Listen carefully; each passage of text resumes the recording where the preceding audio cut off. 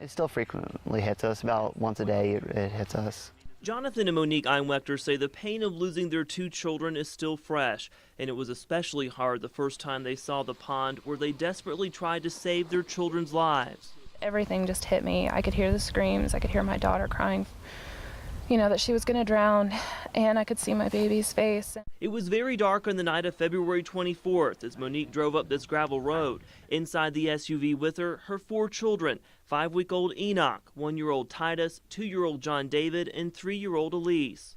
I was following him, and I made it to the bend there, and all of a sudden it felt like the wheel was just jerked out of my hand, and next thing I knew we were on our side in the water. Jonathan immediately jumped out of his truck. He and others on the farm ran down to the water.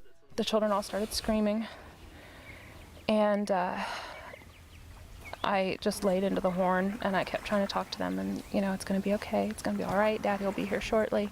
Monique was able to free Titus and pass him out the window to Jonathan, and Monique's brother managed to grab John David, but the SUV started to roll onto its top. It's just a sense of denial of reality. You can't believe that this is really happening, that 2 of your children are still stuck in the car, all the water. And I just kept thinking, if I keep trying, maybe we can get them out. In mere moments, Monique, Elise, and Enoch were underwater. At that point, I was just reflective. It's like, okay, I'm 24, and it's hard to believe this is all the chance that I get at life. It's over. And I just asked the Lord for peace, and at that point things just kind of fade out. It was very helpless. Yeah, it's strange when you try to prioritize who you're going to save. Monique was pulled from the water and revived on the bank. Elise and Enoch were airlifted to the hospital, but didn't make it. They say in the midst of their great loss, they're still able to find comfort. We just need to trust that this is how it was. There's 100 things we wish we would have done differently that night that could have avoided it, but we see lots of good coming out of it, and we know the Lord did plan this, and that our 2 children, they're probably affecting more people in their short life than we will in our whole lifetime.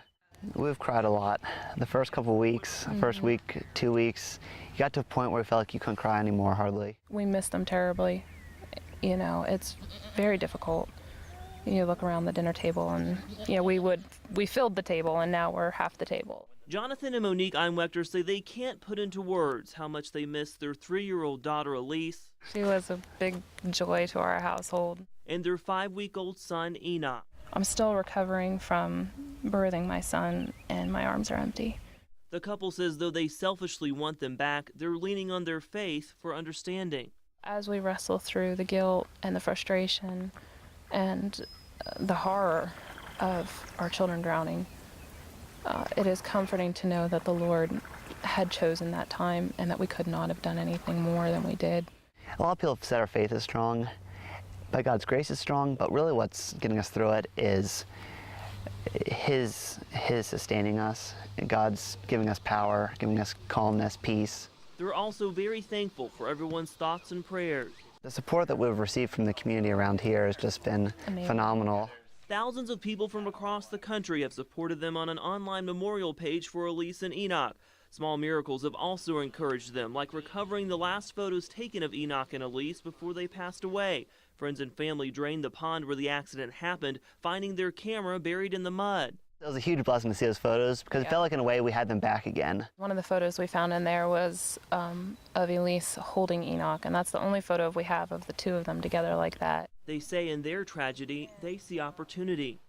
I guess I feel like we've lost too much already. We don't want to lose this opportunity for the Lord, for others to help them.